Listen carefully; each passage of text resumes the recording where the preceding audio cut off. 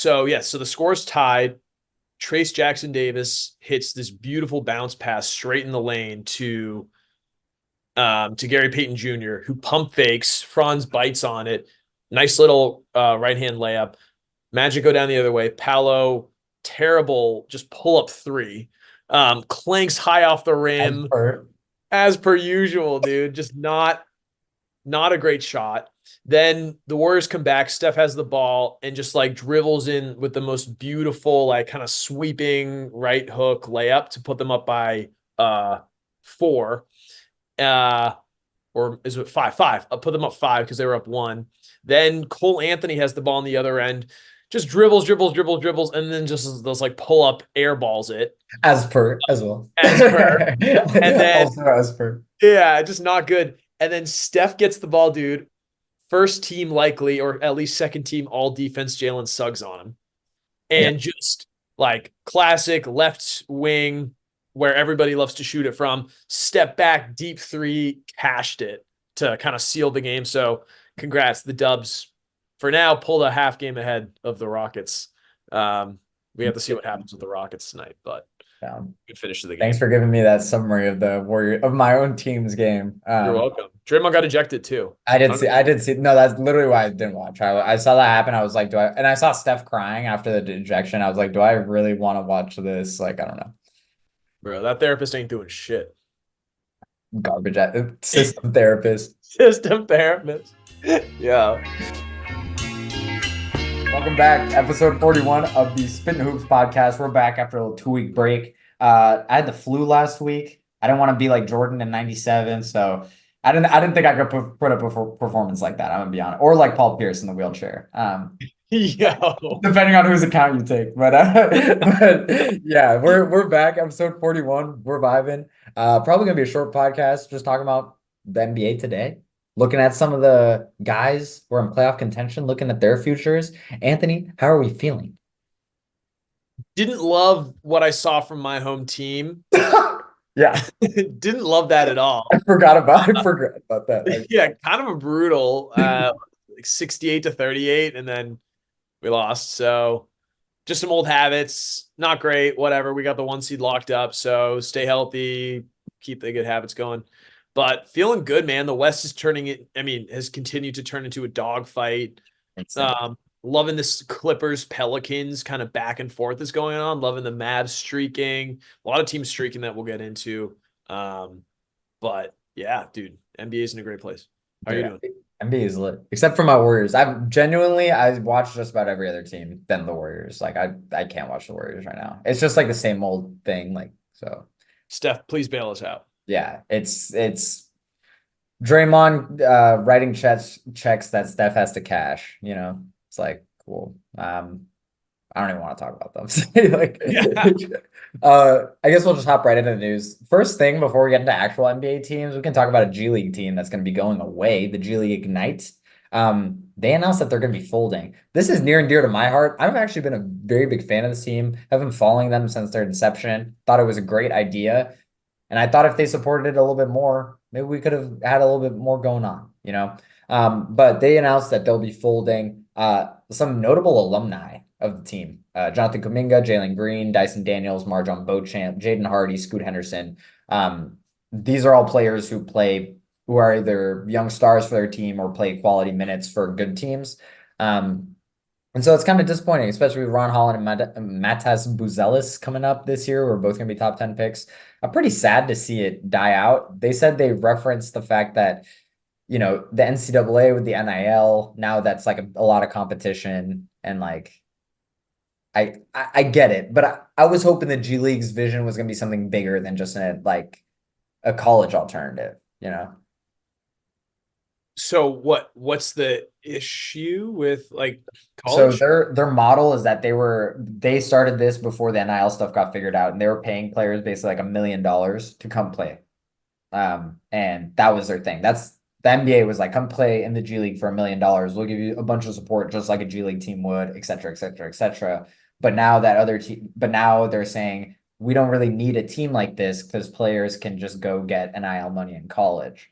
But I was hoping that the NBA, I was hoping the Ignite was more than just an NIL alternative because they could go to the EuroLeague. If that was the purpose the whole time to just be an alternative to college, why didn't players just go to EuroLeague? The EuroLeague, like I don't know. Is Ignite the only team that was considered the alternative? Oh, right. Okay. So there's no other G League team. Like the main Red Claws are not a team you can just move to immediately. And Got some people have made arguments that that's how it should have worked, but also that makes it difficult because if you're a team that has Ron Holland on your team all year, you probably wouldn't actually play him 30 minutes a game. You probably have someone who might be actually better than Ron Holland right now, it. but like, which would defeat the purpose, you know? Because Mm, those teams are trying to like see who's coming up for them, you know? So I don't know. I'm pretty bummed. Basically, that's just my whole thought. I'm pretty bummed. damn. Nah, I mean, this is breaking news to me. I didn't know that. That's too bad. It flew under the radar a lot, especially for this would have if this was a college, if the G League Ignite was a college, this would have been the most successful in terms of draft picks since its inception Sure. I mean, great players that came out of by far. the league recently. Two Wow. lottery picks a year. Right. I mean, and then what, two more coming Yeah, this year, probably that are lottery picks? yeah, at least they've got a few other guys who might get like late firsts, early seconds too. Wow. So Yeah, that is too bad. they had something good. Yeah. They're really bad this year, frankly. Like in terms of win-loss record, they're really bad this year. Uh, But who cares? It's a yeah. win That's loss. If you're still manufacturing top 10 picks, like aren't you so doing did the something? NCAA sue the NBA or what? What happened No, there?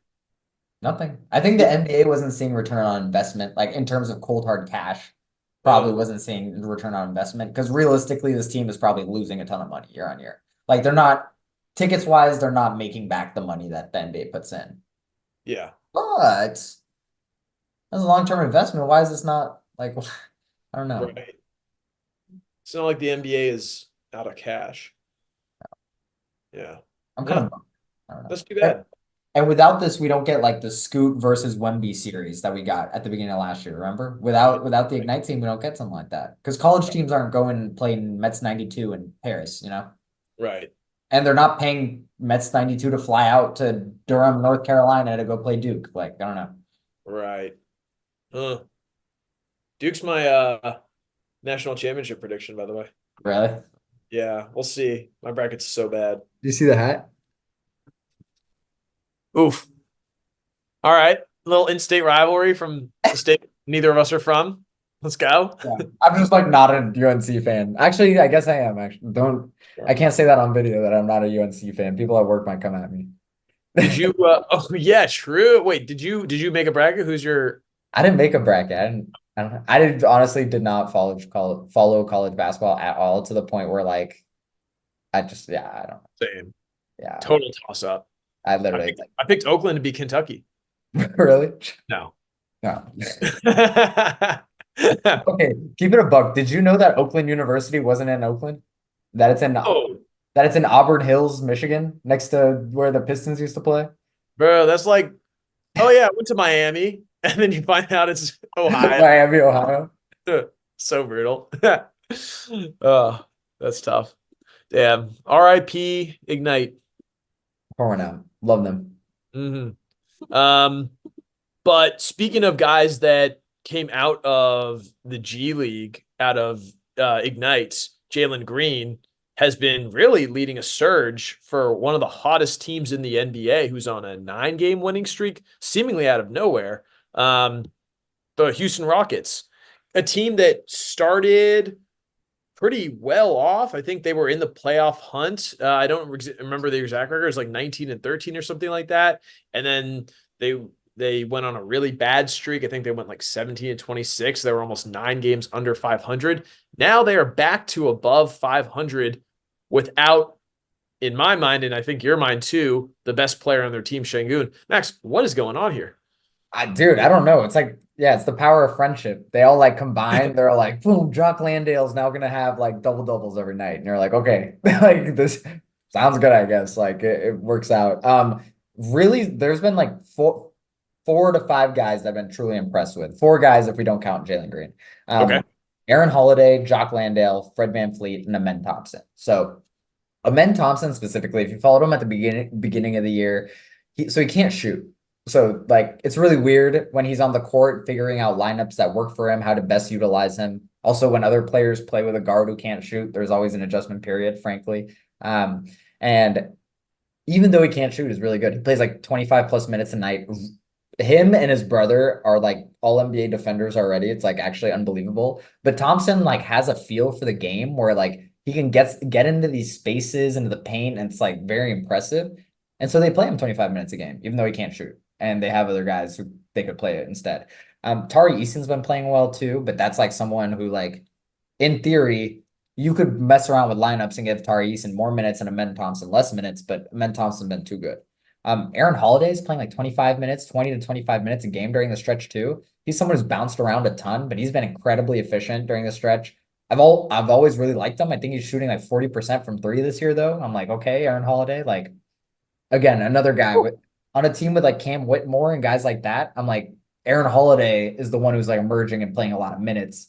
And he's good. Like he's good now, which is impressive. And finally, like again, I made a joke about this already, but like Jock Landale, they signed him for like 4 years, 28 million, something ridiculous in the offseason, very low numbers, team options galore. It might have been a little bit more than that, but I don't know. Hmm, Boy, wouldn't the Suns wish they had him right now? I mean, I think dude. two of the last three games he's had like a 15 and 12 or like a 17 and 12. Um, and like he's not Şengün, right? But the offense can still flow. And that's what we've seen. Like Van Fleet and Jalen Green are really learning to play off each other. And I'm excited. I really like watching this team. Yeah. Um, dude, I think another guy, I think you might have meant this guy instead of Tari Eason, but Jabari Smith Jr., besides his recent ejection, Oh, like kind of yeah. having, I was just Jabari Smith's good all the time. Like I'm yeah, like I was kind of like you're already nice. yeah, Like you're already nice. Because I think Tari Eason is unfortunately out for the season. has he Uh, been out for this season? I thought he played a little bit. I might be tweaking. I think he was playing, but he's out now, which is too bad. Also, Cam Whitmore is recently out as well. So, I mean, he has been playing amazing. I think he will be back. But, dude, they've been like stringing together wins despite all these losses. Yeah. To your point, though. And then another guy who I was just looking this up, who's not even on their roster, I mean, effectively, is Steven Adams, which we can kind of get to in Yeah. what their road is going to look like when everybody comes back. Um, but just to your point, the fact that they're still stringing these wins together, what are you making of Jalen Green?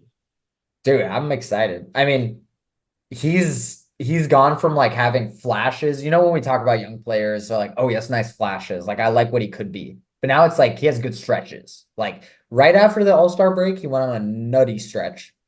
Had like a little smaller stretch where he was struggling a bit. And now it's like 37, 26, 42, 26, 41, 27. That's sort of last six games. Like Wow. keep that up. Like keep that up and you're gonna get that max contract that you want because like again, he's extension eligible this offseason. And it's like, what do you do? Like if you're Jalen Green, do you just bet on yourself again? Say if they don't give you a max offer, just say, okay, I'm turning it down and we'll run it back next year. Like, is that something you think about? Like, I don't know. Well, what are his options? How many years left does he have on his contract? 1 year. He has to sign an extension this offseason before the season starts, before it to kick in before next year, or else he'll hit restricted free agency, like for sure. Right. And then if he bets on himself, Houston's gonna have to match. Yeah. And if you're Houston, I mean, you're not tripping too hard if that's the outcome. Like, because if you get put into a situation where you have to match, you're probably not tripping about matching him. Like, if someone else is coming across and offering Jalen Green a max in a restricted free agency a year from now, that means he probably showed something good enough to be close to that amount, anyways. So, Do you think this is like a Şengün is out and now Jalen Green finally has more? It's not like their positions really cross over one another, but do you feel like there's like a difference in the play style or something that's like leading to this?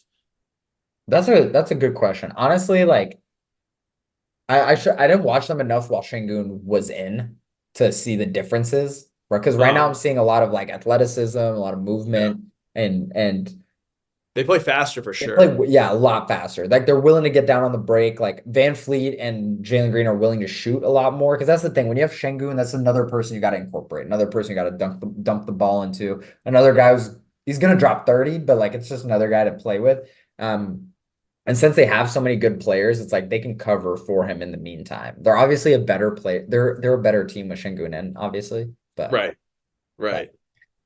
So it, that'll be an yeah, interesting question when he comes back, if he comes back this year at all. yeah, Or I mean, what he'd probably come back if they make the playoffs, essentially, yeah, if if at all. Because ankle sprain that's really bad is a grade 3 ankle sprain or what's yeah. his? Like a high ankle, great. Uh, That I still can't believe it didn't tear anything. That injury was terrible. bro. Well, I mean, I've had a bad ankle sprain. You still tear something. You can Yeah, sprain an ankle and tear something. So maybe he's tore some like small ligaments, in the but ankle, yeah, yeah. in the ankle. But yeah, you can get back within like 3 to 5 weeks if everything goes well. But his was really bad. Yeah, I thought it was gonna be a torn ACL or something, so I'm glad that turned out well because that was like that was an ugly injury. But I don't know. Where do you see this? Where do you see this team's peak being like, let's say next year? Because like this year, I think their peak obviously is a play-in spot, and then like missing the playoffs is their floor. It's like whatever. But like next year, once they have Şengün back and like Steven Adams becomes A, a bench five, a better version of Jock Landale. yeah. Steven Um, Adams is a little weird on this team though. he is a little weird. So maybe they trade him for another piece or something like that. They just Um, traded for him though. what's up? They just traded for him though. This season, right? Yeah. Yeah. I mean, let him out there, I guess. I Yeah. think Steve Adams is such a great player. Okay, so ceiling for next year and going forward. I mean, they'll definitely be in the playoff picture. I Yeah. think it's just another year of these guys getting better. Um, West dogfight. right. Big, yeah, well, yeah, that's the other thing is like who's gonna keep slipping. We don't know what's gonna happen with the Dubs. We don't know what's gonna happen with the Lakers. Yeah. So got questions there. The Pelicans are playing well, but they could always kind of slip. And then we don't know what'll happen with the Grizzlies or the Spurs, who are two teams that could take big leaps next There's year. gonna be 13 good teams next year. Because the Jazz aren't gonna get worse. Like Right. they're not Keontae like yeah. George is gonna keep getting better. Marketing. They'll probably start surrounding their players with a little bit more talent too, because they have so much assets. Like Right. So there's gonna be 13 good teams in the league. That's the yeah. thing. Some teams gonna go for like 42 and whatever, 42 and 40 and miss the playoffs next year. It's gonna Well, be they like must play in. They won't even be the 10th. They'll be the 11th seed. I mean, that might happen this year. this is crazy. This West, and so we talked about it last spot. I don't want to Yeah. overhash it, but like the depth in the West this year is like genuinely something to behold. Like, It is insane. yeah. Yeah. And it's ugh, another year with the West being better. It just never stops. I thought we were close last year and they pulled away once again. Yeah, the Bucks, I low key the Bucks also just like kind of taking a nosedive hurt the argument that like the remember we were saying like the top teams at the East are better than the top teams at the West, but now it's just the Celtics. Like there's just it's just the Celtics against the Nuggets. Like Literally. it's like yeah. Yeah, the Cavs are mid. The Knicks are just like injured. The Magic and Pacers are young, and Halliburton's regressed a bit. He'll figure it out. But the Heat are touch and go. The Sixers, ooh, Sixers. Actually, that could be a fun one if Embiid gets That healthy. But Woj dropped an Embiid report. They're like, maybe they're still testing it out. I would be again. I'm on record. I don't think he's playing again this season. But like, that'd be fun. if Embiid comes back, Uh, D Mitch is back this night tonight for the Cavs too. oh, I saw that game tonight. They played the Hornets How'd it and go? they Uh, lost, uh, which is so tough. So, I mean, it's just another. I don't know. The East is in a weird spot right now. I mean, I kind of was liking what the Bucks were doing, and then they played the Lakers without LeBron last night. Which weirdly, the Lakers have a better win percentage without LeBron than with him. Which isn't to say that they're a better team without him or anything like that. But Austin Reeves better than LeBron. stay tuned on Spittin' Hoop. But D'Lo went off, AD went off. They came all the way back down from 19 down in the fourth quarter, and then went to double OT and won in double OT. And That D'Lo, game was Reeves was nice. Yeah, that game was crazy. That yeah. was like a 10 out of 10 game. Did you watch that game? I watched the back end, like Oh literally yes, just Reeves and AD like sealing it up. Like, killing. And then D'Lo clutch free throws, top 5 point guard in the league. Um, He's really good. He is really good. Like this is the best iteration of D'Lo. Better than All-Star Brooklyn Nets D'Lo. Was that was that D'Lo really an all-star yet? Like he made it as like what the second replacement, remember, or something back then? I'm not sure. I know that they made it to the playoffs, which is kind of a fun little story. That was like the precursor Got to, slammed. yeah, they did get slammed Remember by Jared Dudley with Ben Simmons? come on, I'm right here. I just hit a three. Oof. Now Ben Simmons is on the Nets. Brutal. They Uh, probably played the same amount of NBA minutes after that. Like, yeah, since then, yeah. so Um, bad. um, So, Lord. this is super. Now I'm just getting on tangents. I just want to throw this idea at you. Yeah. We have a friend who's a Magic fan. You know who he is. He brought this up to me, and this might be the best idea, off-season trade idea I've heard so far. You know, let's say Markel Fultz walks, some situation happens. The Yeah. Magic just throw 20 mil at Malik Monk a year. Boom.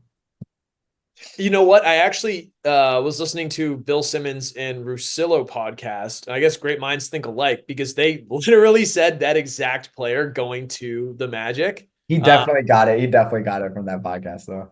oh, That's really? Oh, okay. no, like I assume I didn't know that. I didn't know that. Yeah, But yeah, now yeah. that you mention it, like I think so. I think I mean, but that'd be I mean, Malik Monk is a nice fit on any team. So that'd be a great I think it would be fit. perfect. I didn't. Now I feel like we're rehashing a topic that if someone watched our podcast, there's a good chance they watched the Bill Simmons podcast. But yeah, but like yeah, I love the idea of like Malik Monk starting with Jalen Suggs to start off first few years. If Anthony Black pans out, boom, he can slide in, and Malik Monk goes back to being the sixth man of the year, like as he's been, and like instant offense, plays really good defense underratedly, not really good. Okay, maybe not really good. Plays good defense and like instant offense. Like I don't know. I think it'd be great. He's played off of star players like last 3 years. Yeah. Like Right. Yeah. Yeah. First LeBron, then Fox Sabonis. Now, if Paolo can take another step, maybe refine his game a little bit. Whew. Yeah. I mean, that'd be a fun team. That's a league pass team for sure that I'd watch every single night. that's it. Yeah. Honestly, that's like a good team. Like That's because right. they still have cap space to go get more guys. I think. Yeah, I mean, and they're already a puncher's shot out of the third seed. They're as it stands right now, I believe a game out of the third seed. So Okay, I think they're really good, and I love all their players. But out of all the young players, like I just find the Magic Stars to not be as like enticing as some of these up and coming like younger guys. Like I prefer Tyrese Halliburton to the guys in the Magic. Even some of the worst teams, I prefer their guys, and they're still performing. This is the thing: the Magic are still performing, but mm, like when I watch Paolo, sometimes like he's really good, but it really hurts me. And then like Franz, it's like he's shooting 29% from three this year. I think Franz is really good, but like you're like that's not, I don't know. That's do not you conducive for long-term winning if you're do you shooting think it's 29% from three. you think it's like an aesthetics thing that you're noticing, or like what is it about Honestly, yeah, I think that's totally what it is because they're really good. Like they get the job done. They're really active defensively. I love how great defense? they elevate role players, even though it's a young team. Like it's very difficult to elevate role players as a young team, and everyone's kind of figuring out their spots. Right. Clear hierarchy, great team vibes. Like I follow them on Instagram. I just don't love the Franz Paolo combo. This is a developing take, but yeah, you can't Sure. have Franz cannot be shooting 30% for this to work long term. Like Franz need to be shooting 40. Like Paolo needs to be the one who can afford to have Shoot his range limited at 32. times. Right. Yeah. Right. That's my Yeah. worry. Well, I think this playoffs is going to be a great opportunity for them to kind Yeah, of earn some stripes. yeah, Yeah. maybe lose even if you have home court. And I mean, if you play a team like the Cavs who have just been inconsistent, maybe you win a round. Or if you play the Pacers. Oh, I think they'd beat the Pacers, honestly. They could, unless Halliburton goes back into his MVP adjacent form where he was cooking. Pre-All-Star break basketball and post-All-Star break basketball has been like night and day. Like the Clippers went back to being mid. They've been like Yep, average since the break. I was like, okay. right. We were fooled. We Yeah, we weren't fooled, and then we were fooled, and then we weren't fooled again. just consistently. And they're somewhere right there in the middle. I think But I think they're getting first rounded, bro. maybe, dude. I I mean, think it could really happen. Like, okay, maybe I don't think it's gonna happen, but I think it could really happen. I think they need Westbrook back, and He's because back. He's back. oh, he's back. Yeah. Good. Okay. Well, they're playing tonight. They're playing the Sixers, so we'll see how that goes. But um, I don't know. It depends on who they play. Right now, it's looking like they're either matching up with the Pelicans or they could match up with the Mavs, who are a game and a half behind. Oh, well, if they match up with the Mavs, they're losing. Like, Dude, that's gonna be such a lit they're just, series too. dude, they're just losing. Like, Luka is dropping 60 a game in that Luca, series. dude, yeah, Luca and Kyrie. Oh my lord, bro. Wait, I'm getting lit thinking about that. Because also the Mavs have been on a tear. I mean, they're a little new, rejuvenized combo of like, hey, we have role players who are actually gross defensively. And then it's like Kyrie now is like some god. Did the alley-oop that you sent this to me? Oh my Alley-oop lord. that he threw to Derek Jones. He's throwing that with the inside hand to Yeah. Derek Jones like that. Like Uh-huh. anyways, Dude, god tier. I love watching the Mavs right did now. you see the there's like the Kanye edit music to Luca throwing it up to Kyrie for the oop? Oh, the father stretch my hands. The father stretch. Yeah, yeah, yeah. Yeah. That was filthy. Also speaking of role players, just looking this up right now. Um, dude, Daniel Gafford has been absolutely killing. Missed the Uh, record. Missed the record, unfortunately. He dude, almost, he did. His last his last, here we go. This is nuts. His last whatever, 10-ish games. 100%, 100%, 100%, 100%, 100% from the field. And then since then, he's cooled off a lot. 8 for 11, then 4 for 7, then 5 for 7, then 10 for 11, then 6 for 7, then 5 for 7. So shooting cooled off. 85% from the field in the month of March. They're awesome, bro. They're awesome. And Dante Exum has got a shout out on the LeBron podcast. Yep. The last podcast, I was like, hell yes. Oh, the Like, episode 2. yeah, episode 2. Oh, I Like gotta listen to it. I'm excited. he referenced Dante Exum at some point. Let's go, I was dude. like, dude, sensational. Spittin' Hoops was there first. I know you watched LeBron, but like Like and subscribe. Um, LeBron watches too. He does not. Anyways, is there anything else you want to talk about for the current state of the NBA, the current active? I feel like we just ran through a bunch of teams. Like I feel like yeah, we did. I think I've decided that my surrogate, actually Western Conference team, based on what we've been talking about too, is going to be the Mavs, like the team that I'm rooting for. that's the Uh, team I'm rooting for. brutal, so brutal, man. It It's might, okay. it might. This is what I've been thinking. This it might honestly be better if the Warriors just lose a ton, so that management just like lights the shit on fire. Like Yo, I had a thought, and I hate to say this, but are we getting Warriors 2024 vibes? Is kind of reminding me of Lakers 2013 vibes. Like, 2013, like, 2013. like won a No. championship a couple of years ago and still fighting for a playoff spot. Obviously, star player has not been injured, knock on wood, but Don't say that. like, is this kind of where it all comes apart and then you kind of have to rebuild? Obviously, Steph stays with the team in this analogy, but I mean, I think it's this offseason is like this offseason is like the Gasol, Nash, Dwight sure. uniting off. Like remember when they all united, right? Yeah. Like 2012, 2013 year. yeah, the offseason before that. I think like that's the offseason that's coming up for us. And depending on Okay. what moves we make, it might all crumble and it's GG's. And like at that point, you might have to be ready for Steph to leave. But like on the other side, we're not there yet because we still have like 6 first round picks or like two unprotected, four swaps, young players to move. Like if it really got bad, we could trade Kuminga. Like Hmm. at that point, the Lakers had already traded Andrew Bynum, you know. Right. So Yeah. who wouldn't have, even if they had kept him, wouldn't have helped him, as we saw the way his career progressed. But like at the time, Yeah. But that feels like an analogy to me where like Kobe wins his rings that define who he is as a legend later on. Steph wins that finals MVP later on that finally puts him into the like into that upper echelon. And then they kind of middle out second round type vibes and then shit. I mean, it's gonna like there has to be like massive changes for like Steph to sniff the opportunity to win a championship. Like we don't like I don't know. I think Steph can still be the best player on a championship team. I don't Yeah. know if there's anyone on the Warriors who could be the third best. Like Draymond is great, but can Draymond still be the second or third best player on a championship team? I'm not sure, especially given the shenanigans. Like without the shenanigans, maybe he can be the third best player. Yeah. With the shenanigans, probably not. Like I don't know. Yeah. And so like where are you gonna find that second best player? Where are you gonna find the third best player? Because it's Yeah. not easy to trade for him. Like, No. so we'll see. It's tough. I mean, it's tough to capture what you guys captured. Yeah.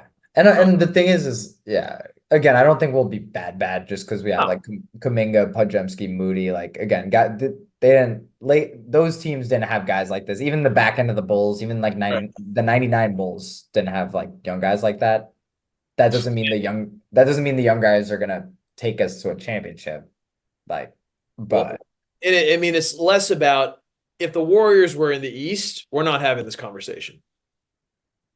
yeah, Like, at least it's much yeah. more, oh, okay, they can make a conference finals run, and then they're facing the Celtics, who are scared shitless of the Warriors every It's time like, they. yeah, then we're giving them the heat treatment. Actually, that's not a pretty good take. But that's the nature of the West. That's You're the gonna have to West. put up because guess what? If they go 41 and 41 next year, they will not be in the plans. Like, Yeah, and right now that's what we're on pace for this year, you know. Um, yeah. and this year has also gone pretty poorly, frankly. So that is one thing. Like CP3 is just at this point, even the bench is rough. It's just a tough situation in a conference that you can't have tough situations. Yeah, no margin for error. I Or mean, else, or yeah, else Jalen Green's gonna catch up to you apparently. yeah, literally. I mean, Uh, if they're in the East, what, they're 38 and 34 now after the win tonight. Ah, shoot, yeah, they're still the 9 seed. they're in the play. But At least they'd be safe. At least they'd be like a playing team. yeah, Like, yeah, exactly, yeah, exactly. that's the thing. At least they'd be. Yeah. I don't. Okay, moving on. I can't talk about the Warriors anymore. But it kind of sounds like to me that you think Steph might have put a cap on Mm, his kind of career trajectory, like in terms of accolades, legacy, etc. You know, he might get some more All Stars, All NBAs here and there, but we kind of know what tier of player Steph is going to be remembered as. right. This next section, Mm, let's predict what tiers of players that are in the NBA right now will be remembered with when they retire. So okay. if we're thinking about Steph in the same vein as Kobe, Tim Duncan, etc., Yeah. as we just did, you know, is that his peak? Do you think he can do better than that? What's the range? Mm, And we okay. could, I could start throwing out names if you're ready. Let's do it. Kyrie, number one. This is impossible, but Kyrie. This is really hard. Wow. Um, well, he'll definitely be in that 24 years now, that top 100, I think, list. I think for Ooh, sure he makes it just because I think has he played enough games to we might have to wait for all NBA stuff for another week, but has he played enough games to sneaky make an all NBA team the way that he might backdoor it. That's kind of um interesting, actually. I didn't think about that. and also like Halliburton's not going to make it. Embiid's not going to make it. There's a lot of players. Donovan Mitchell is close to not making it. There's a lot of players that might not make it. So if he can get a few more of those accolades, and then I mean with Luca, man, the sky's the limit. So if they can keep building with this, he seems to really love playing with Luca, and they love playing with each other. It makes Uh, sense. Yeah. so man, I mean, he could. I mean, in hindsight, right? People always bring these guys up. So Okay, all-time prediction where he's going to be at. Man, if he wins a ring, that vaults him, right? But right now, I think he could finish 60th is my conservative high pick, like top 60 for sure. With the accolades and everything, especially if you throw in like one of the best finishers of all time and everything of that nature. I think that's very fair. I think also like I think I'm kind of like if he doesn't win a chip, I think if he doesn't win a chip, he won't make that top 100 list because I think there's also people that we don't have in the NBA yet who are going to Right. make that top 100 list. Like it's going to get crowded quick. That's true. But if he does win a chip with Luca, like then he's going to be known as like a good co-star, a co-star who like was able to play next to ball dominant players. Because this is another thing. Like we don't see a ton of like majorly ball dominant guys winning chips over and over again. Yeah. Like James Harden never won a chip. Like Russell Westbrook never won a chip, etc. Even Jokic, he's ball dominant, but it's not even the same combo as those guys. Kyrie can play with those guys because Kyrie can space out for. He can be fine not getting a shot for 10 straight possessions if Luca wants to shoot the ball 10 straight times. And then Right. Luca is gonna be like, "Yo, I got you," and then Kyrie's gonna cook for 3 straight possessions, and that's the Yeah.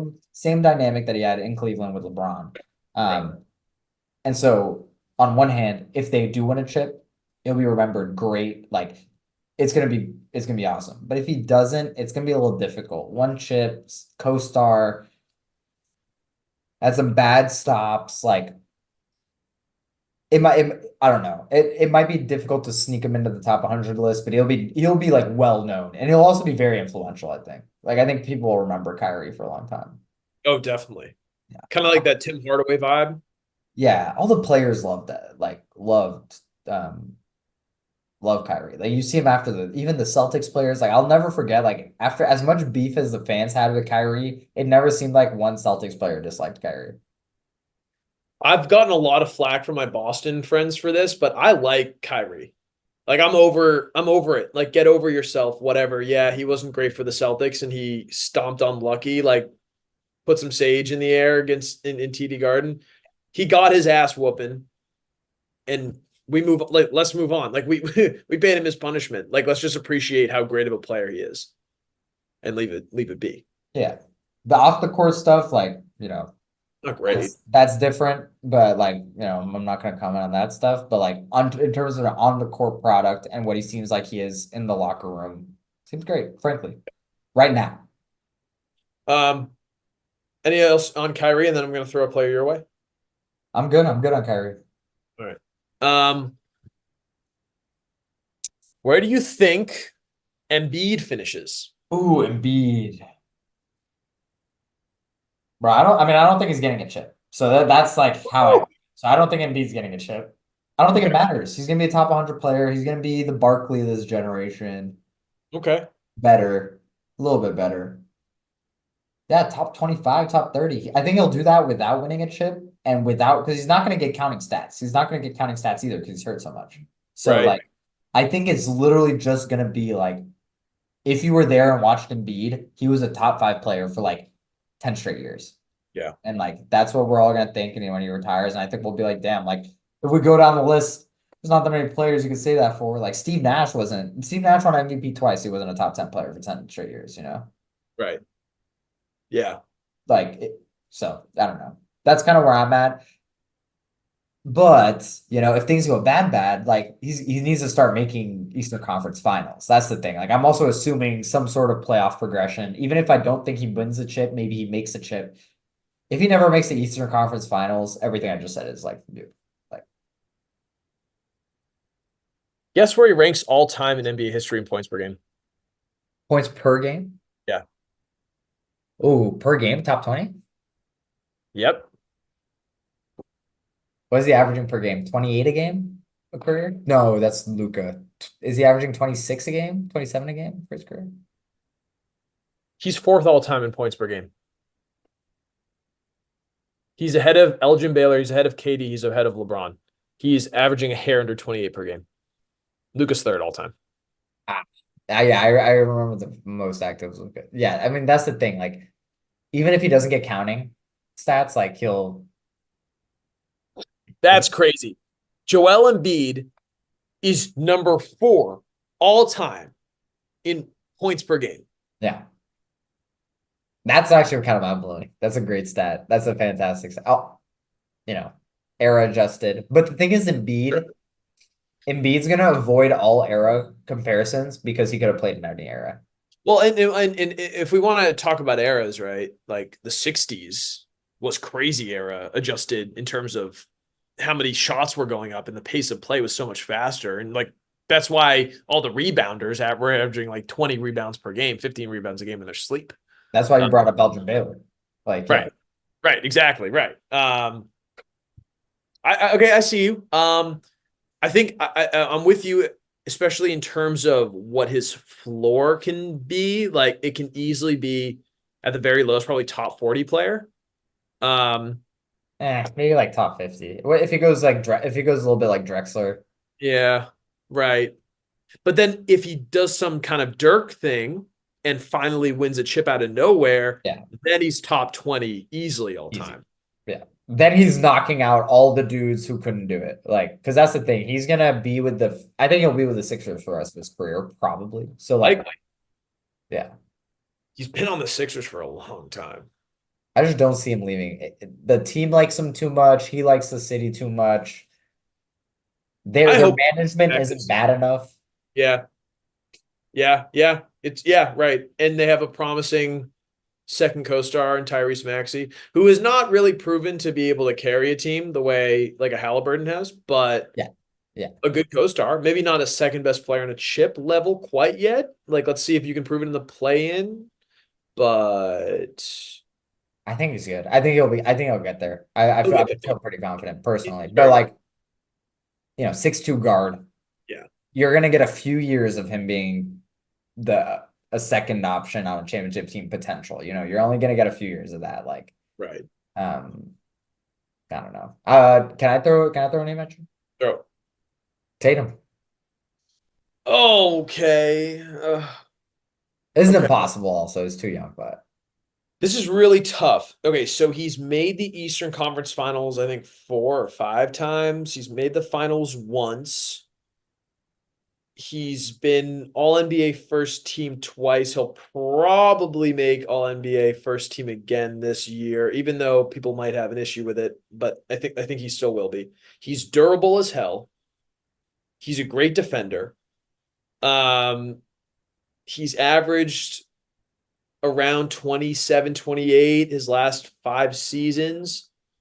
I think the big thing is he needs to get a chip. I think he'll probably get a chip against my better judgment, despite all the failures and collapses he's dealt with. Because he's still only 26. So he's scratching his prime right now. I think he'll finish top. I mean, if he wins a chip, that probably means he wins a finals MVP. I'll say his peak feels around low 30s. Um, and I think he'll probably make top 100 anniversary team for sure. okay, I definitely agree with that second part about the top 100 anniversary team. I just have a question. Like, if he just wins one chip, isn't that just kind of Paul Pierce territory? We'll see, that's a good question. And also like that's bad context because if Tatum wins the chip in that year, he also wins MVP of the league. Like, Right. that Right, would right. then like that's a different combo. Obviously that's not Paul Pierce territory at that point, but Was Paul Pierce ever in top 5 convos? Like I Tatum think might not be arguably top 5, but I don't know if Paul Pierce was ever in like top 5 for like several years on end conversations. I feel like he even maybe for like 3, 4 years there, like maybe not Top a 5? ton. Was I feel he? like Tatum's ceiling has been higher than Paul Pierce's individual ceiling. Maybe. I mean, all NBA a few times now. Yeah, Second, yeah, yeah, third yeah. team. Has Tatum hasn't been first team yet, but he's gonna be. No, I think that's fair. Tatum's ceiling is definitely gonna be higher than But I Pierce's. think that's actually a pretty solid comp. If they just win one chip, because this is If the they thing, just like against my better judgment, I think it's very possible that you guys win multiple. Also possible that you win zero. But let's say you win yeah, multiple. If you win multiple, like now we're having a different discussion because yeah, like it's gonna be weird. People are gonna take credit away from Tatum because they're gonna be like, oh, like look at all the role players if he only wins one. But if he wins two, three, now he starts vaulting because now it's more difficult to just say, oh, it's just role players, you know. Yeah. Which is also a bad excuse. I think the role players excuse is like dumb. Well, once you win two, it's kind of then Yeah. it's Then you're accounting for situation at that point. No one accidentally wins two chips. No one accidentally wins one chip, but you know, right. um, That's a yeah. good yeah. That's tough. I think like yeah, I think he's basically a lock for top 100. Like he's already a lock for top 100.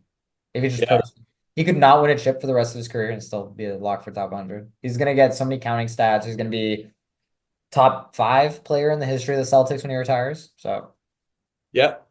Yeah. Likely. top five, that's steep. All right. I'm gonna throw one your way. Anthony Davis. I mean, technically, he was already top 75, I That's right. guess. Yeah. Which I disagreed with at the time. I still think he'll be top 100 by the time that comes around. But like, I don't think the Lakers are winning another chip. I don't think AD is winning another chip. Like, which is like a harsh reality. But like, it's like AD teaming up with LeBron might have cost them some chips over long term. It got them a chip. That's the thing. Like, that's the double. Yeah, it got them to the chip, but it kind of he wasn't gonna win three. Yeah. When he teamed up with LeBron, he wasn't gonna win 30. He knew. But like that's also a bad way to look at it. Like he was obviously just like, I need to win one. Like you need to make sure you win one before you win three, right? But like, yeah, I don't really think AD's won another one. I don't think he's winning a defense player of the year. He would have won it already. Probably not, even though he's playing amazing defense. He should have won. I think he should win it this year, honestly. I think he's pretty aggressively a better defender than Rudy Gobert, but I don't know. Yeah, it's just tough to give somebody on a team that's that bad. Yeah. Even though if they were in the Should wins and losses matter for all defense for defense player of the year? it's I mean, that's the question for all the awards. That's the individual defense stat, like Right. or the individual defense award. Because you can look at defensive plus minus with them on and with them off the court. And I Uh, would argue, like, if you put AD around a team that had Nickeil Alexander-Walker, Mike Conley, and oh, Edwards, Kyle Anderson, oh my lord. Jaden McDaniels, if you put on an AD on a team like that, they'd be better than T-Wolves are defensively. I would argue. Yeah. Obviously, we don't see it in practice. Like, yeah. Yeah. Okay. So where do you think he finishes? So top Top 100 for 100 probably doesn't move a ton, finishes out his career, probably gets more injury prone as the career goes on. Lakers, probably. You know, he's weirdly, I saw this stat. He's played in his last 100 games, he's played 96 of them. Yeah, he's been extremely healthy. Yeah. So But I just maybe, think on the back end of his career, he'll probably break down. If we already saw injuries to the extent that we saw them, like I think on the back end when he's like 34, 35. Um, yeah, but who it's weird. knows? 80 is amazing. Yeah. What do you think? Is that kind of along the lines of what you're I thinking? think that's fair. I think the question is going to be what's going to happen once LeBron leaves. Like, Yeah. will he go to a different team? Will he stay in LA and try to attract a new free agent? Um, but free agency is kind of dead right now. He's gonna go play in Las Vegas for LeBron's team. Yeah, exactly. The Vegas LeBrons. Uh, The LVLs would be insane. yeah.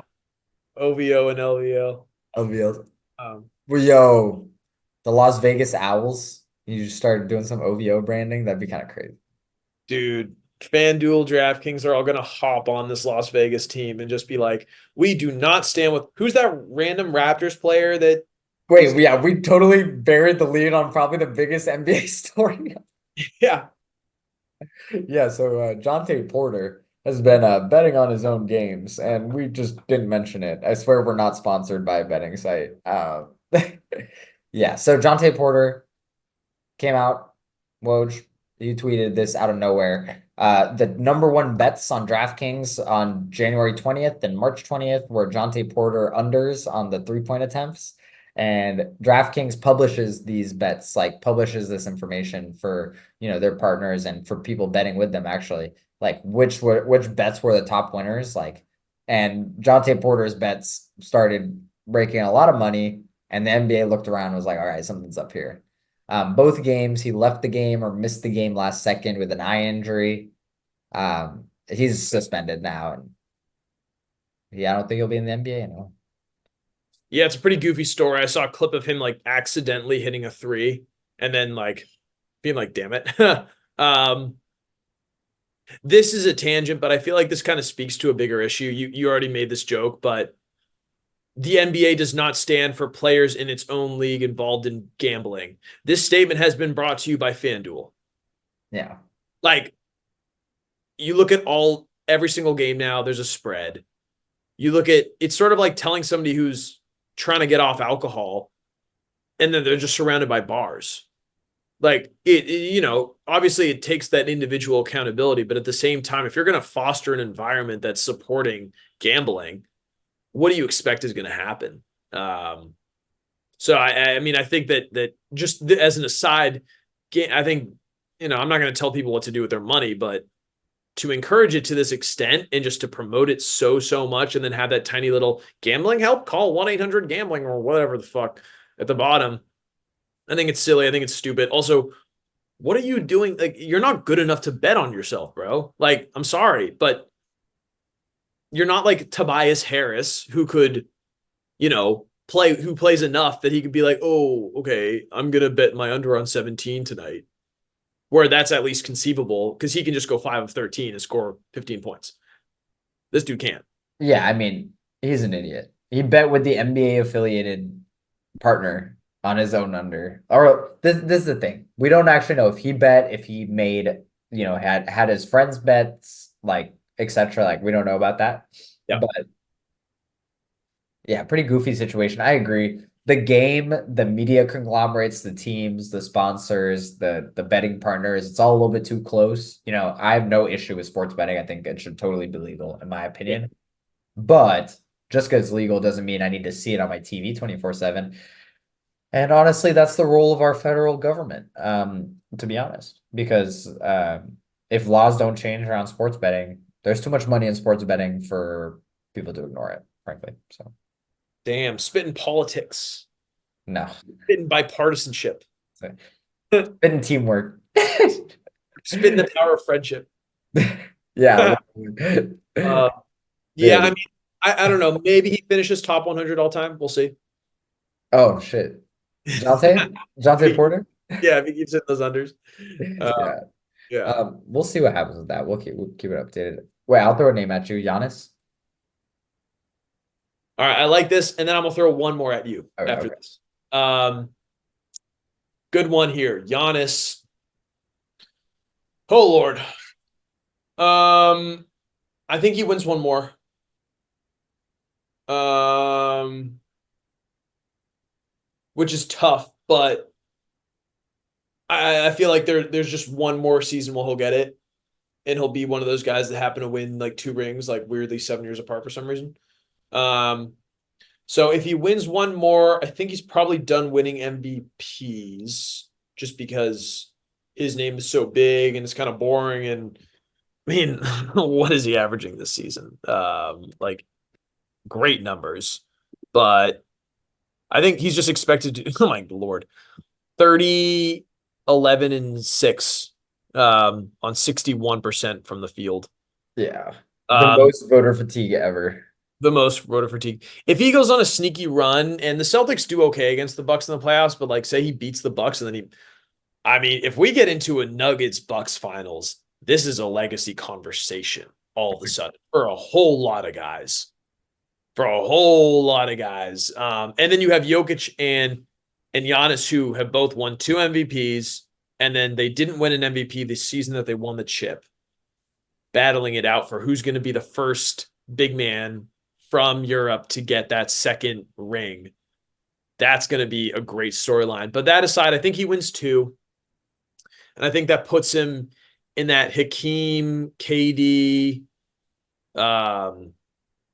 Yeah, I think that puts him like knocking on the door of the top 10, probably. But Yeah. just on the outside, Jerry West. I mean, if he So gets a second and plays out the rest of his career and gets counting stats, yeah, I guess that probably makes sense. Like 12 to 14 range. But do you depending. think he wins another ring? I mean, there's a YouTube video that someone can go find out there of me the day after he won a chip. I said he was never gonna win I said there was a chance he wouldn't even make a play finals again. I don't, as time has passed, the NBA changes. I was also very young and brash when I made that take. But I think there's a good shot he doesn't make another finals Okay. or wins another finals with the Bucks. Because the thing is that if that trend continues, he's gonna go elsewhere. Like he's too high profile. The legacy is gonna matter too much to him. He can go make money anywhere. If he doesn't get a chance to win a chip here, he's just gonna leave. Which will give him a big chance to win a chip. So, anyways, long story short, I think two chips is a really good estimate, but I think also Giannis could go the other way where we could look back on his career and he's like 3 or 4. Even if he wasn't the best player. Because he Mhm. could team up with another younger guard, co-star at the back end of his career. There's routes for him. Um, Yeah. but yeah, honestly, Yeah. if I had to put money on it, I don't think he wins another chip. All right. So And where does he finish? top 20. I think if he plays the rest of his career, he won a chip. He was the best player on that chip team. Like that Giannis chip means more to me than almost KD's chips. KD, Okay. I would potentially consider KD better all time still, Yeah. but just in terms of chips, like Yeah. It feels like a Dirk ring. It feels like an 060 Wade ring. It feels like a 2019 Kawhi ring. That's the kind of vibe like that it legacy rings. Yeah, yeah, yeah. where it like puts you in that elite top 25 to like your 30 range at least. Like I So, think I think Giannis is probably already top 30. It's like I don't think there's much he can do to move out of that. oh, definitely. He Yeah, might like he already might be top 20. yeah. I mean, we did a rankings before where I think I put him like 18 all time. Right. Like I think, and I don't think that's an insane take. Like, Oh. All right. Well, let's do his counterpart that we just talked about to wrap this section up. Jokic. I What is mean, your all time? He's gonna be top 11, top 12 at this rate. Like, if he wins another chip, I don't know. Could he win multiple? Yeah, he can. Could he crack that top 10? I mean, could he get into the top five? 5 is tough because how old is he, right? 26 now, 27? Oh, well, no. He's Oh, like 28, 29. really? Am I tweaking? He's not. Oh, dude, if he was only 26, he has years and years Oh, to go. he's 29, bro. I'm off today. I said Tari Eason has been healthy, even though he hasn't played since January. I said, yeah, Jokic. The issue is Jokic got 3 years in. And then, well, his game will age well. Yeah, but Wemby is not. Oh, Not for Jokic. Wemby is not going to age well for Jokic. that's a good point. If he gets a 3, like now he's in the top 12, in my opinion. Like, can't take that away from him. If he wins 2, then like two more, or sorry, when I said 3, I meant 2 more. Two more, yeah, right, So right. if he wins one more, it's going to be difficult to put him. If he only wins one more, even if he racks up another MVP or two, it's like it's going to be difficult to put him in like Kobe level. He's probably top 15 at that point. Yeah, I He think feels like then he's in the Hakeem, is he already top 15? maybe. Is he He's gonna? He should probably win the MVP this year now, or Luca, him or Luca, but he could be. I mean, he's very dominant in his own style. Yeah, it's a and good he's a question. one and him being a one of one player, I think helps like the legacy. Like there has never been a player like Jokic. Like I can't really believe the things I see when he's on the Yeah, court. I feel that. He's Uh, anti-dunking. he's what? He's anti-dunking. He is anti-dunking league. Um, um, he is anti-dunking, and I respect that. It's weird. It's weird the difference of dominance between him and Giannis. Like the defense, the power, the athleticism. And one guy's the total opposite. Like one guy is the most athletic 7-footer we've ever seen. The other guy is the least athletic 7-footer we've ever seen. And they both use it to dominate the league. Right. And They're then they both can, really good defensively. Like both like yeah. right. And like Giannis is is smooth in one way where he can like dribble really well and he can dunk it really well, but Jokic is smooth in his own right where his shot is so pretty and his passing ability is just out of this world. So We've all played with that. We all played pickup. Everyone at some point in their lives played pickup with a guy who was a little older than everyone else you were playing pickup with. And bro had zero athleticism and just was in the post but couldn't miss. Like everyone's always played with like someone like that at some point in their lives. And like Jokic is like the NBA embodiment of like the guy who's just better. Like he's just better than you. And it's like, yeah, alas, like I will never be that good. Like that's what it feels like watching him. I'm like, I don't really understand how you're doing all this. yeah. Like when he's throwing, But I don't know. it's crazy. Run and dunk man and then pass and shuffle man. The clip of him doing the was it Oh he my was lord. getting doubled on the back end by Josh Hart and Right. his head is turned to Aaron Gordon, but Yeah. since he sees Jalen Brunson cutting one way in the corner, he's like, okay, like Aaron Gordon must be open right here. Dunk. Yeah. Fuck it. Aaron Gordon around here somewhere. It's crazy. What? Yeah. He's so fun. Anyways, Yeah. Well, speaking about that aesthetically a pleasing point you brought up earlier with the Magic, let's get into a little draft here. So getting into this draft, going to talk about or do a draft of who has the smoothest games actively in the NBA. This is completely subjective, so I guess there's no real way to determine who had a better team based besides how the viewers decide it, I guess. There's no positions to this because we don't need to worry about which of the centers is the smoothest. If you want to put a 7-footer in there, by all means, go for it. And yeah, so are we just trying to do snake draft like one, two, yeah. three, four, five? Okay, cool. Well, you know what? I'll give you the first pick. Who would you like to Ah, go? this is tough. This is an impossible pick. There's too many. Ah, damn. I kind of want to go second. Okay, all right, I'll I'll take go it. I'll first. take it though. Okay, okay, okay. I'll take it though. I'll go. Okay, okay. No, because I have to take Steph Curry, Okay. who, in my opinion, is the most aesthetically pleasing player. Probably the second best handles in the league, nicest shot in the league, shoots it from anywhere. You never know what's going to happen when he's on the court. And then now there's also a touch of like, there's a Steph is like, before he was a little bit braggadocious, but now he's like emotional. And it's like an intense Steph the last Mm, few years. And I think that's almost more exciting. Like I don't know. It makes him the center of attention a little bit more versus when it wasn't before. Which I don't know highlights how aesthetically pleasing of a player he is. He's always been aesthetically pleasing. I don't think it was a hot take of a pick, but yeah. Yeah, I think that's a great pick. So I got the 2-3. I'm really struggling here. But I think the two might not be a surprise to many people out there, but I'll go with Kyrie. that's Just fair. layup package out of this world. There's a clip I'm thinking of from last season, his first year on the Mavs, where I think Kawhi blocked his shot in the air twice, and then he still finished the shot, and it's like slow mo where he like puts it up, pulls it back, puts it up, pulls it back. But the crazy left-handed flick shot at the rim over Jokic. Um, he's just been acting different recently. His aura is out of control. And I just think the way that he dribbles and the way that he moves, he didn't really contribute much to Celtics success, but good Lord, he was so much fun to watch on the Celtics. So I got to go with Kyrie at number 2.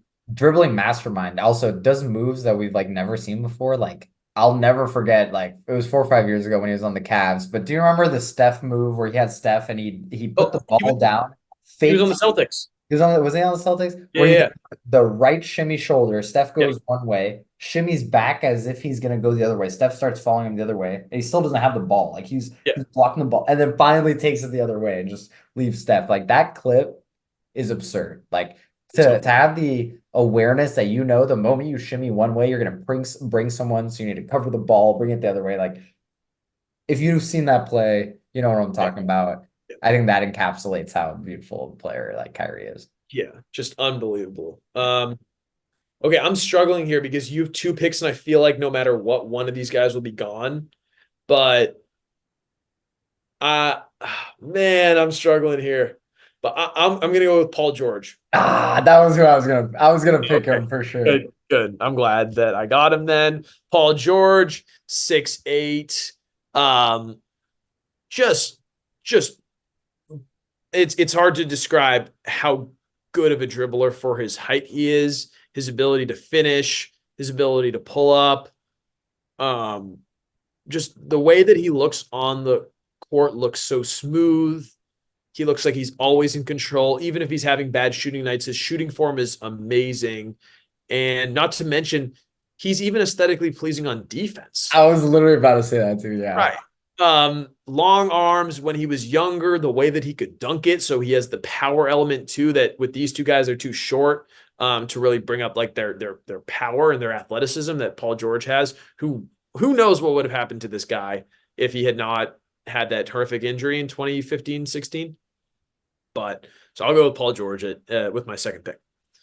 I mean, the aura god himself. I Just mean, he's literally inspired a generation of younger players, and I think we didn't really realize this because we saw Paul George from beginning to end. yeah. And like, I think there's a younger generation, even younger than us, that's loves Paul George's game. That like thinks it's beautiful. I mean, Brandon Miller, there was like, who's your favorite player? Paul George. Yeah. I think, Who's a goat for you, Paul yeah, George? Carmelo Anthony's son Yeah. said he's a bigger fan than Paul George and than Carmelo Anthony. Like, Yeah, that's crazy, dude. it might not have been him. I might be misremembering it, but I'm pretty sure it was. But that's the sort of tier we're talking about. Yeah, Right. always in control is like Yeah. the biggest thing because as at 6'10", you don't see that, especially when they have the ball a lot. Yeah. Because I might pick someone later in the draft who is aesthetically pleasing and doesn't have the ball a ton, but like Uh-huh. to be 6'10" and always have the like often be the primary ball handler is like very impressive to also be aesthetically pleasing. Yeah. Yeah. Yeah, I vibe with that. I mean, and then OKC top three in MVP finish. Um, just an array of moves that really at the peak of his powers. And then Indy Paul George was something else. The dunks that he pulled off. I'm thinking specifically about some of his fast break dunks. I'm thinking about the one where he blows by LeBron in the playoffs and then yams on Chris Anderson. Thinking about he thinks that the shot clock hasn't reset, so he puts his hand down like this from like 30 and just like calmly drains it. So Uh, clean. he was different in Indy, and I think, like you said, like a lot of younger fans that Generation Alpha never got to see that live. Um, so great player, yeah. So I'm really curious who you had down as your fourth guy, and I guess you'll tell me after I make these two picks. But Yes. I feel like there was a clear top three, and then Okay. from there, I'm really not sure. So that was my top three, and I think now I might surprise you with some of my picks. All Um, right. you're gonna hate some of these picks. Number four, I have Jalen Brunson. Jalen Brunson is one of my favorite players to watch in the NBA. Okay. When we're talking about in control, there is no one who is more in control of like every like little moment, especially at the 6 foot spot. Because this is the thing, like Jalen Brunson and Luca like remind me of each other in terms of how much they can control the pace of the game, how much they know how to like tap in and tap out of a game. But Jalen Brunson's 6 foot Yeah. and he shoots the ball. He's a great shot. His catch and shoot shot is really like nice to watch specifically versus the off the dribble shot. But there's something about like anytime I watch the game of basketball and Jalen Brunson's on the court, it feels like Jalen Brunson is like the maestro of like whatever's going on. It's like, Mhm. okay, Dante, your turn to come off the screen. Okay, hey, we haven't gotten Julius Randle enough touches in the post. Okay, dump down. All right, Mitch, you want to run pick and roll? All right, let's do it. Like, and that's personally, that's the sort of player I really love watching, and that's why I have him this high. So yeah. Sure. Real quick, shout out Mitch Robinson is officially back. Yep. It's a big So, shout. um, yeah, I actually didn't even have Brunson on my list. I Um, wasn't surprised, honestly. I thought that was gonna be a little bit of a pull, honestly. yeah. I don't really lefties for whatever reason annoy me. Oh, Um, really? I like yeah. lefties. I mean, I'm left-handed myself, but not for sports. But there's something about the left-hand shot like that just doesn't do it. So if you have like Harden or other guys on your list, go for it. But um, yeah, I mean, he's amazing. I can't speak to his aesthetics, but just unbelievable player. There was that whole thing earlier in the season about is he a 1A guy? I think he's definitely top 15 and he's a great player. I'm very excited to see him in the playoffs. I'm Yeah. rooting for him. And I think in the playoffs too is like when he thrives, where the game slows down and it becomes about like who can be the most efficient with each shot. Like, and as the primary creator, he gets to decide all that stuff. And that's why I really love watching him, frankly. And I'm really excited. My fourth guy, you said you're not gonna take any bigs. You can feel free. I'm gonna take Victor Wembanyama. I'm not gonna think Woo! twice. Okay. He's shooting 48% on pull-up threes this season off the dribble. Uh, in my opinion, that was I probably should have picked him fourth instead of Brunson, frankly. But Wemby's the only guy I can watch every game, and every game I'm like, whoa, like this was crazy. He just did a step back. He just he just went through his legs. Did you see a few nights ago he went behind the back to the rack off high off the glass? And it's like shit like that. I'm like, dude, like what are you on? Like what are we watching? The one where he gets a block, Vassell leaks out and throws a huge yam alley oop to Wemby. Not even a good pass. He's just like, screw it. Victor's up there somewhere. Yeah. Yammed. Defensively, like this is another thing we're talking about defense. Aesthetically pleasing defense. Like he gets a bunch of blocks right, but it's the stuff where like you can visibly see people like freak out when they get close to Wemby. Like unless they're another 7 footer, I feel like every player I can visually see like hesitations and stuff like that. And you can see it in his plus minus defensive stats when he's on the court. Spurs top 3 defense in the league this year, but that's not aesthetics related. That's just something I like about him. But yeah, I think Wemby like it's more of like a shock factor than aesthetics, if that makes sense at this point. Yeah. But it's still so smooth and for his height, and that's why it is the shock factor. Sure. Yeah, I think that's fair. He was somebody I thought about but didn't put down.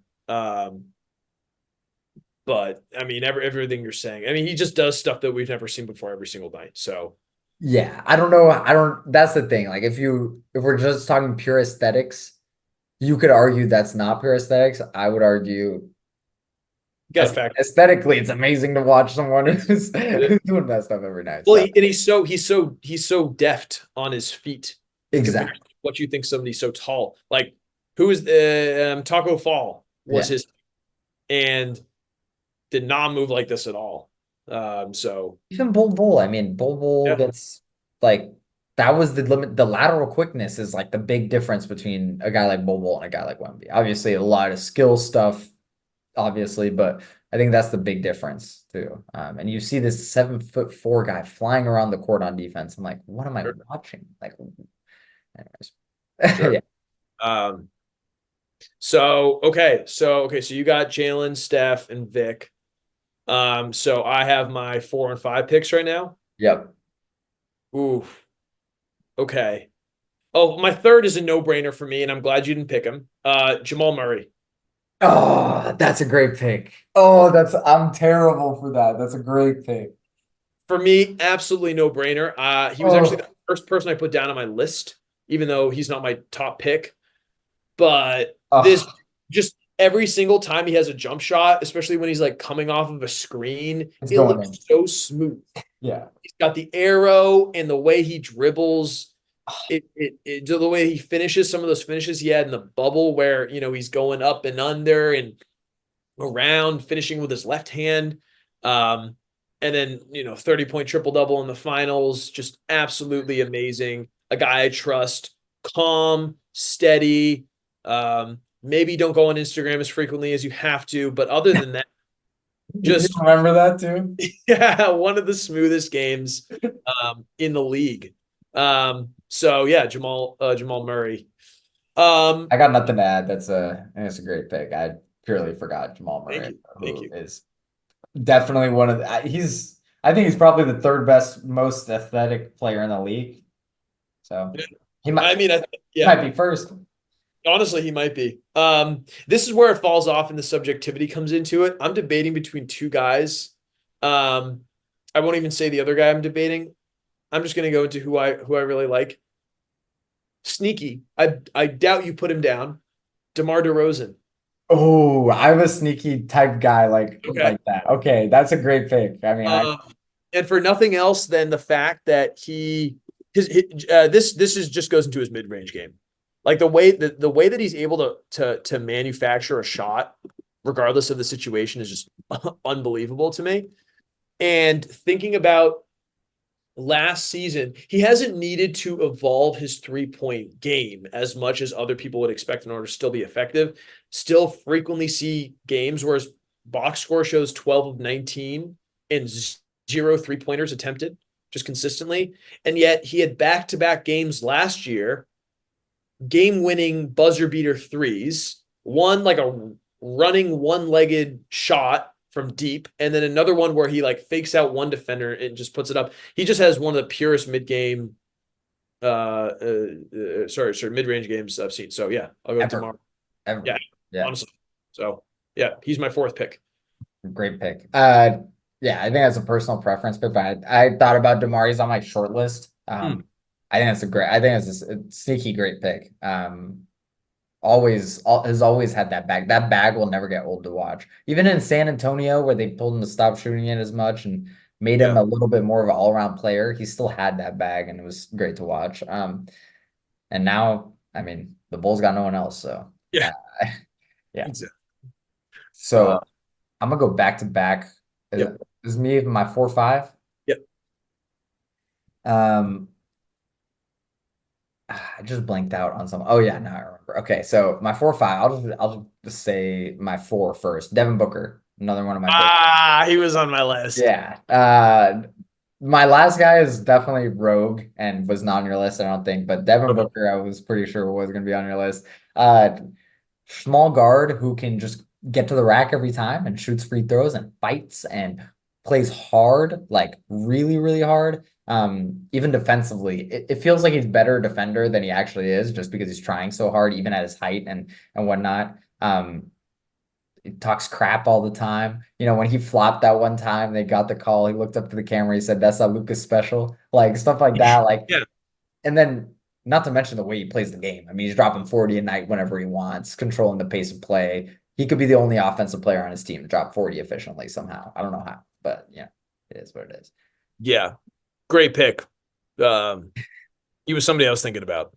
That's a that's a good pick. Yeah. Yeah, I think there's not too much to say. I think that was pretty obvious. But my last one, this is someone I'm 100% sure you didn't have on your list. It's Trey Murphy. Trey Murphy on the Mm. Pelicans.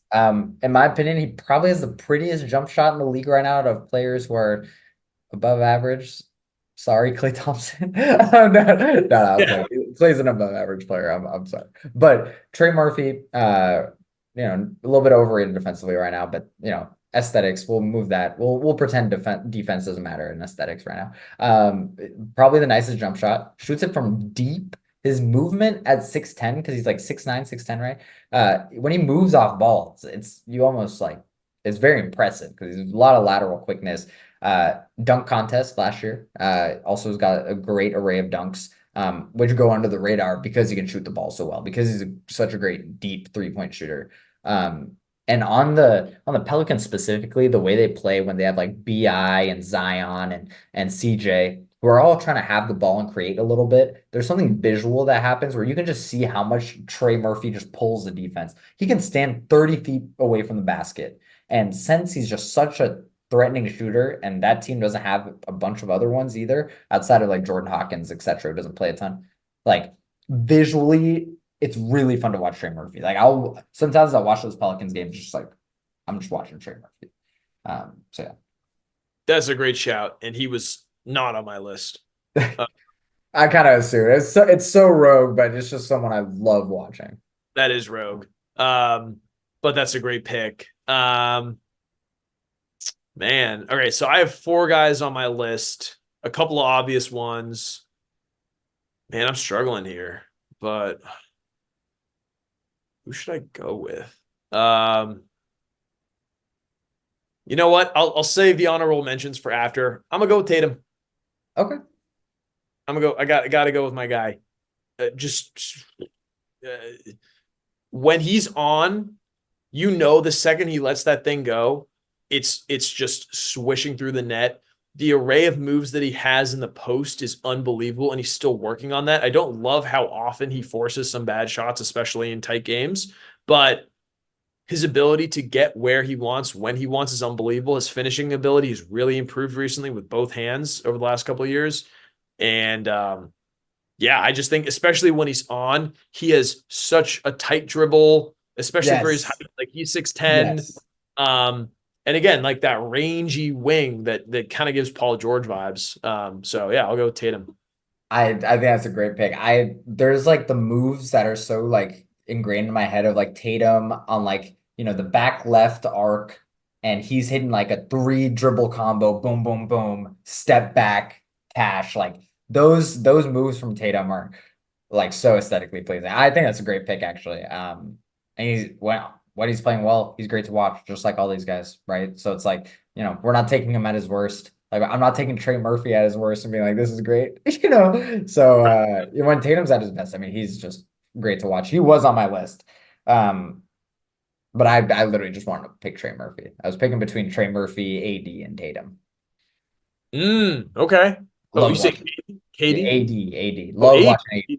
Yeah. Sure.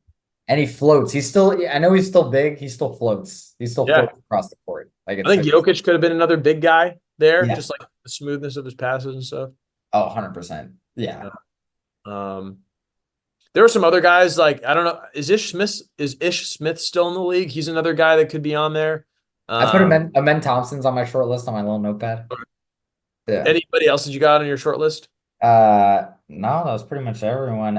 Amen was someone I really was thinking about because every time I watch this dude, when he does like he do double behind the back dribble combo, brings Yeah. it back again around the back layup. It's like stuff like that. I'm like, dude, you're 6'7". Like this is not Kyrie 6'2" doing like behind the backs and stuff Yeah. in the paint. Like Right. this is a 6'7" guy doing combos in front of centers. I'm like, this is Sure.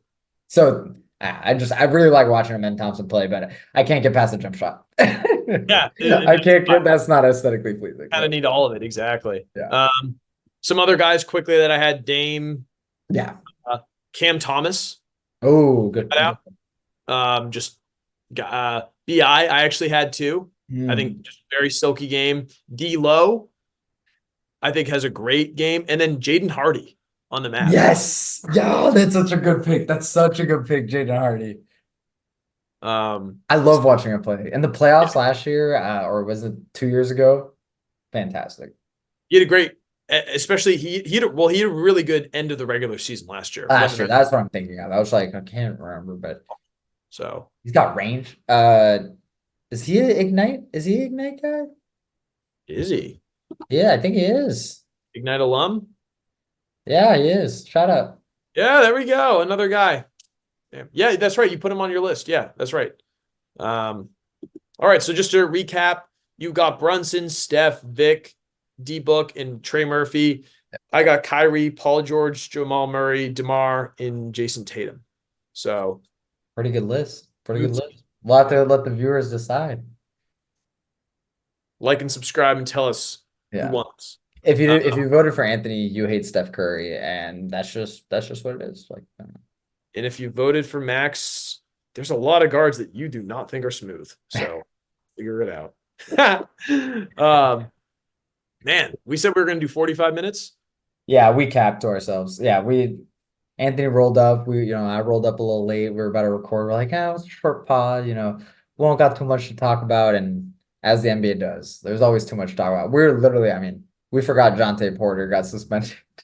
Like, literally probably the biggest national story of the NBA.